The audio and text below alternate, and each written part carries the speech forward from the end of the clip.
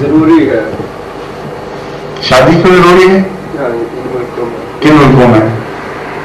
کیونکہ اکثر لوگ یہاں پہ یا میجارٹی جو ہے وہ بغیر شادی کے دوسرے کے راستے. ہاں ٹھیک ہے. میرا سوال ہے کہ شادی کرنا ضروری کیوں؟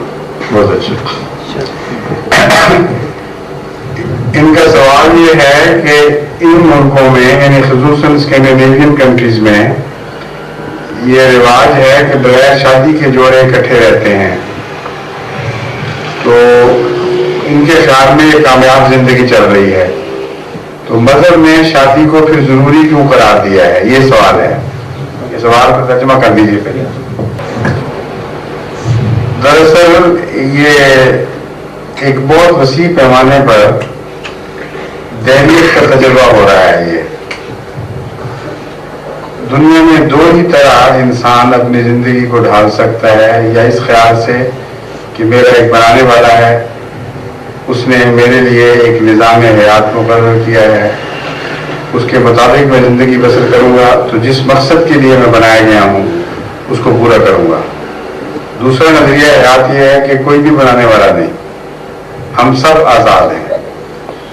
بس ایک لمبے عرصے تک دنیا کے معاشرے پر پہلے نظریے نے حکومت کی، اور مختلف وقتوں میں قوموں میں دہریت بھی غالب آئی ہے اور اس کے اثرات بھی پیدا ہوئے، لیکن خدا کا نظریہ اور خدا کے پیدا کردہ نظام کا نظریہ اکثر وقتوں میں اکثر زمانوں پر غالب رہا. اب گزشتہ صدی سے انسان کے بعض حصے ایک نئے دور میں داخل ہوئے ہیں. دہریہ قومیں یعنی اشتراکی قومیں بھی اور غیر اشتراکی قومیں بھی جو عقیدتاً خدا کے انکار کر چکی ہیں. اور یہ اس تجربے کا ایک شاخسانہ ہے جو یہاں شادی کی رسم اڑائی جا رہی ہے. اس کے متعلق میں دوبارہ کچھ تھوڑی سی بات کروں گا، پہلے اس کا ترجمہ ہو جائے. دراصل یہ بغیر شادی کی سوسائٹی کا تصور سب سے پہلے ایرسٹوٹل نے پیش کیا ہے، اور یہ اتنا جدید بھی نہیں جتنا سمجھا جا رہا ہے.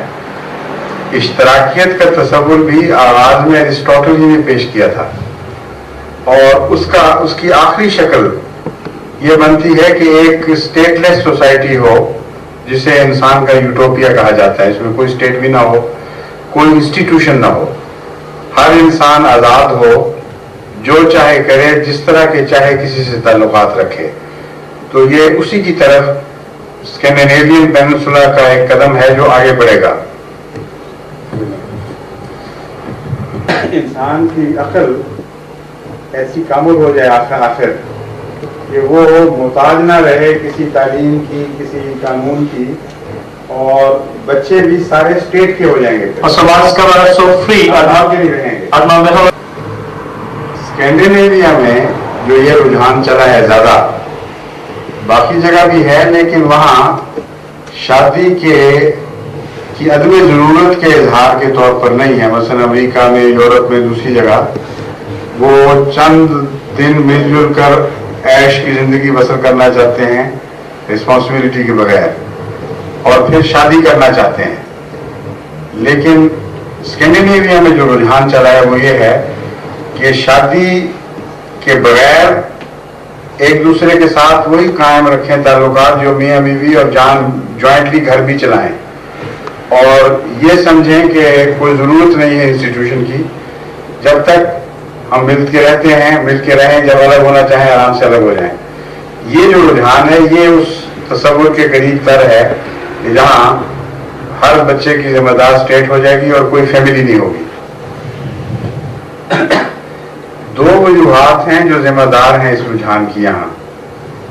اول یہ کہ یورپ میں سب سے زیادہ دہریت اسکینڈینیوین کنٹریز میں پائی جاتی ہے، اور سب سے پہلے سوشل فریڈم یورپ میں سے سب سے پہلے اسکینڈینیوین کنٹریز میں آئی.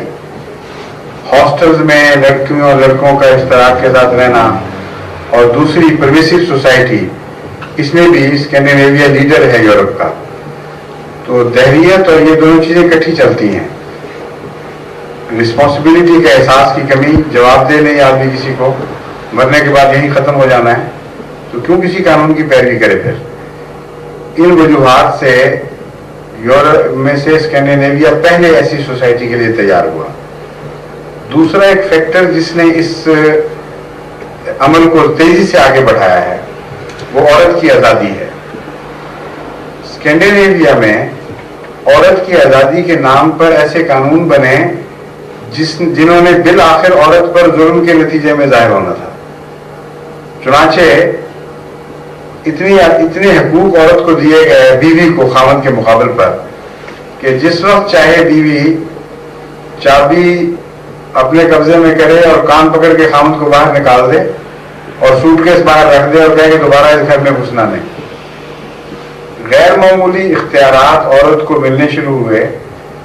نتیجہ یہ نکلا کہ مرد جو پہلے ہی خدا سے بے بہرا ہو چکے تھے، ناواقف ہو چکے تھے، خدائی قانون کا کوئی احترام نہیں تھا، سوسائٹی فری ہو گئی تھی، انہوں نے یہ سوچا کہ اگر ہم نے قانونی شادی کی تو ہم قانون سے مجبور ہو جائیں گے کہ عورت کو زیادہ حقوق دیں، اور عورت قانون کا انگوٹھا ہماری گردن پر رکھ کر ہم سے جو چاہے منوا لے گی۔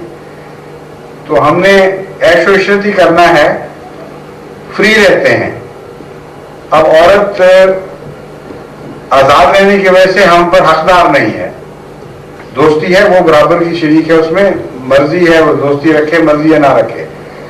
تو شادی کے بغیر گھروں کا جو رواج ہے اس میں یہ دو فیکٹرز اکٹھے ہیں جو ذمہ دار ہیں، قانون کا عورت کے حق میں زیادہ مائل ہو جانا اور خدا سے تصور سے آزادی۔ اس کے نتیجے میں لازماً بے شادی کے خاندانوں نے پیدا ہونا تھا۔ اب سوال یہ ہے کہ اس کا نقصان کیا ہے؟ میں آپ کو نقصان بتاتا ہوں۔ آپ انسان کی سوشل ترقی پر نظر ڈالیں آغاز سے۔ انسان اور غیر انسان جانور میں بنیادی فرق یہ ہے کہ انسان ایک سوشل اینیمل ہے، اور انسانی سوسائٹی کی بنیاد اس کی خاندانی زندگی سے شروع ہوئی تھی۔ خون کے رشتوں سے اور فیملی لائف سے رفتہ رفتہ انسان نے سوسائٹی سیکھی، اور جتنے رشتے وسیع ہونے شروع ہوئے اتنے تعلقات کے دائرے بڑھے، یہاں تک کہ ٹرائبز بنے، ٹرائب سے قومیں بنی، قوموں سے ممالک وجود میں آئے۔ ان سب کا آخری نقطہ خاندانی تعلق ہے جو شادی کے نتیجے میں پیدا ہوتا ہے۔ اگر بچے پیدا کر کر کے پھینکا جائے اور ان کے اس رشتے کے نتیجے میں خاندان وجود میں نہ آئے تو قومیت کا تصور بھی رفتہ رفتہ مٹ جائے گا، انفرادیت پیدا ہوگی، انارکی کی طرف قومیں مائل ہو جائیں گی، اور یہ وہ آخری منزل ہے جو یہ رستہ اختیار کرنے والوں نے لازماً آخر تک اس تک پہنچنا ہے۔ اب مذہب نے جب شادی کی انسٹیٹیوشن قائم کی تو ذمہ داریوں کی بھی تقسیم کی۔ شادی کا مقصد اگر آغاز زندگی سے بات چلائی جائے تو نسل کی حفاظت ہے، دراصل بنیادی چیز یہ ہے، اور نسل کی حفاظت کی خاطر اس میں خدا نے لذت رکھی۔ اگر لذت نہ رکھتا اللہ تعالیٰ تو لوگوں کو نسل کی حفاظت کی پرواہ نہ رہتی، اس لیے نسل کی خاطر نہ صحیح وہ مجبور ہیں اپنے فطرت سے کی لذت جوئی کی خاطر کہ وہ اس تعلق کو قائم رکھیں۔ نسل کی حفاظت کا جہاں تک تعلق ہے اس کے ساتھ ذمہ داریاں وابستہ ہیں۔ اب اگر خاندانی رشتوں کے ذریعے نسل کی حفاظت کی جائے، اس کے تصور آپ باندھیے، تو مذہب نے 7 ذمہ داریاں تقسیم کی ہیں۔ مرد کا یہ کام ہے، عورت کا یہ کام ہے، اور بچوں کی ذمہ داری ہے، تربیت کی ذمہ داری ہے، حقوق کی تقسیم ہے، جائیداد کی تقسیم ہے۔ مر جائے کوئی تو اس کی جائیداد کہاں جائے گی، اس کے ورثہ کی تقسیم کیسے ہوگی۔ یہ ساری جو سوشل ایکٹیویٹیز ہیں انسان کی، ان کو مذہب نے آئلی رشتوں کے تعلق میں تفصیل سے بیان کیا۔ اب جب خاندانی رشتہ ختم ہو گیا، میاں بیوی ختم ہو گئے، تو یہ سارے سوال لا ینحل رہ جائیں گے. کون کس چیز کا ذمہ دار ہے اس کا کوئی جواب نہیں. عورت مجبور ہے, اس نے بچہ 9 مہینے اٹھانا ہے, اس کے بعد وہ کیا کرے گی؟ اس بچے کی پرورش کا کون ذمہ دار ہے؟ ایک مرد کہہ سکتا ہے میں بھی دوست تھا, فلاں بھی دوست تھا, فلاں بھی دوست تھا. اور یہ بات کہ اب سائنس کے ذریعے تحقیق کی جائے ہر دفعہ, یہ بھی بڑا جھگڑا ہے. پھر آگے مورل سوال اٹھیں گے کہ یہ تو اتفاق تھا کہ اس شخص کا بچہ بن گیا, ورنہ ایک عورت کے 10 تعلقات تھے, اس کا بھی بن سکتا تھا. وہ کیوں رسپانسبلٹی قبول نہ کرے, وہ کیوں قبول کرے؟ قانونی بہت سی الجھنیں پیدا ہونے والی ہیں. نتیجہ یہ نکلے گا کہ آخر ایرسٹاٹل کی بات پوری ہوگی کہ ساری اسٹیٹ سارے بچوں کی ذمہ دار ہو جائے. جہاں بچہ پیدا ہوتا ہے اس کو اسٹیٹ قبضے میں کرے, وہ کہے ہم پرورش کریں گے, ہم ذمہ داری اٹھاتے ہیں, ہم اس کا خرچ چلائیں گے, ہم ہی اس کی تربیت کریں گے. انفرادی آزادی جو ہے ہر خاندان کو کہ اپنے مزاج کے مطابق اپنے بچوں کو پالے, وہ ختم. اسٹیٹ میں ایک پارٹی آ جاتی ہے جو مزاج کے لحاظ سے خاص قسم کی سختی رکھتی ہے, مثلا ریشسٹ ہے. ایسی حکومت جب آتی ہے وہ بچوں کی مالک وہ ہوگی, وہ اس نسل کے بچوں کو ریسسٹ بنائے گی. اس کے کچھ عرصہ کے بعد ایک حکومت آ جاتی ہے جو اینٹی ریسسٹ ہے. ایک ایسی حکومت سارے بچوں کی نگران بن جائے گی اور سب کو اینٹی ریسسٹ بنا رہی ہوگی. ایک حکومت آتی ہے وہ کہتی ہے سیکشول پرمیسیونیس میں کوئی حرج نہیں ہے اور کوئی اینڈ نہیں ہے. ایک حکومت کہتی ہے کہ مرد مرد سے شادی کر سکتا ہے, کیوں نہ کرے, عورت عورت سے شادی کر سکتی ہے, کیوں نہ کرے, بچے پیدا کرنا ضروری نہیں ہے, وہ اپنی پالیسی چلائے گی.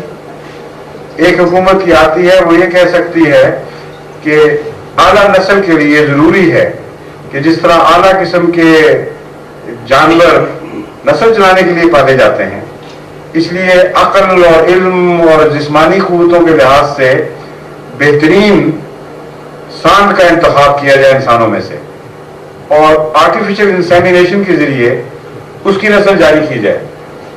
وہ چونکہ بچوں کی مختار ہے, بچوں پر اس کا قبضہ ہے, بند ہو گیا ہے. چونکہ بچوں کی مختار حکومت ہوگی اس لیے وہ یہ بھی کر سکتی ہے. لامتناہی خطرات ہیں آگے, اور جہت کے لحاظ سے بھی ہر دفعہ جہت بدلتی چلی جائے گی. دوسرا خطرہ یہ ہے کہ خدا تعالیٰ نے جب ماں باپ کا رشتہ اور اس کے بعد بیٹے بچہ کا رشتہ قائم کر دیا تو فطری تعلقات قائم کر دیے. ماں کو بچے سے جو پیار ہے وہ ایک طبیعی چیز ہے, اس کے خون کا حصہ ہے. وہ اگر بچہ پیدا کرے اور مشین کی طرح بچہ پیدا کر کے بچے سے الگ ہو جائے تو اس کی فطرت میں ایک ایسا خلا پیدا ہوگا جو اس کی نسوانیت کو خطرناک کے لیے خطرناک ثابت ہوگا. یا وہ اپنا لیے بچہ ڈھونڈے گی یا وہ اس خلا میں زندگی بسر کرے گی جو دن بدن بڑھتا چلا جائے گا, اور غیر اس بچے کے وہ حقوق ادا کر ہی نہیں سکتا. ماں بہت سی مصیبتوں میں سے گزرتی ہے بچے کی خاطر کیونکہ اس سے پیار کرتی ہے. تھرڈ پارٹی کا بچہ ہے, جو چاہے بنے, اس کے نرسوں کی طرح حقوق تو ادا ہو جائیں گے جیسے اسپتال میں مریضوں کے حقوق ادا ہوتے ہیں, لیکن اپنی جان ڈال کر اس کے لیے ایک مقصد بنانا, اس کے لیے ایسی محنت کرنا کہ وہ بڑا آدمی بنے دنیا میں, اور کئی قسم کی باتیں ہیں جو مائیں کر سکتی ہیں غیر مائیں نہیں کر سکتی. تو قوموں پر اس قسم کی زندگی کے کہ خاندانی عائلی زندگی ختم ہو جائے, اتنے گہرے اتنی مختلف جہتوں میں اثرات پڑ سکتے ہیں اور پڑیں گے کہ بہت لیٹ انسان کو معلوم ہوگا کہ میں ہلاکت کی طرف جا چکا ہوں جس سے واپسی اب ممکن نہیں رہی.